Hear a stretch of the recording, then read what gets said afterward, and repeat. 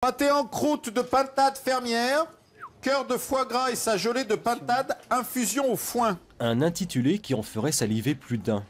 Plat populaire, pour ces championnats du monde, le pâté en croûte se conjugue avec des produits nobles. Riz de veau, chevreuil ou volaille de Bresse, il en devient mets gastronomique, jugé par des chefs de renom. On est dans les classiques, sûrement dans les plus durs à réaliser, parce que c'est à la fois un travail de charcutier, mais à la fois aussi un travail de cuisinier, presque de pâtissier, parce qu'il y a la pâte, donc il y a vraiment, c'est complet, quoi. Là par exemple on vient d'avoir du veau avec de la morille, mais moi ce que j'essaie de rechercher déjà c'est une harmonie entre les deux.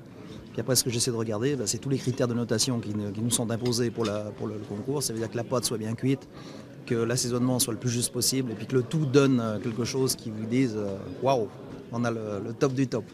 En coulisses, dans une ambiance studieuse, les 12 candidats enchaînent les assiettes. Précis, appliqués, ils préparent cette finale depuis longtemps. Ça fait 3 mois que je bosse dessus tous les week-ends et tout, le soir, après le boulot, parce qu'il y a le travail la journée.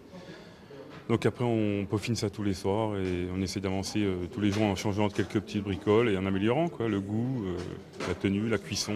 C'est très compliqué à faire du pâté de croûte en fait. Une tranche, elle doit faire 180 grammes chez moi. 180 grammes, ça veut dire qu'elle doit faire 18 mm à peu près. Voilà, donc je me suis beaucoup entraîné là-dessus. Pâté en croûte de veau de lait. Une compétition singulière qui a su, au fil du temps, gagner ses lettres de noblesse. Quand on a commencé il y a maintenant 7 ans, tout le monde a rigolé, parce que tout le monde dit oui, le pâté croûte, oui, mais on n'en voyait plus. Aujourd'hui, dans tous les restaurants, vous revoyez du pâté croûte.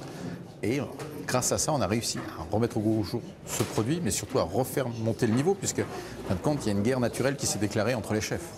Gagnant de cette édition 2014, le pâté en croûte du haut de pintade de Bourgogne, foie gras et cassis du chef japonais Hideyuki Kawamura. Une récompense plus qu'honorifique. En moyenne, les établissements primés voient doubler leur nombre de commandes.